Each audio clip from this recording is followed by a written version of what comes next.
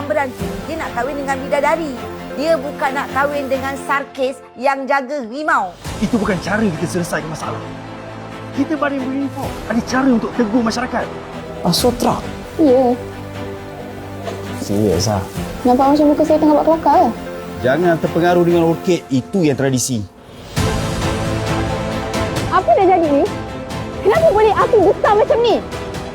Boleh bahayakan nyawa orang, tahu tak? Kami tahu kami salah, Encik. Kami takkan buat lagi depan ni.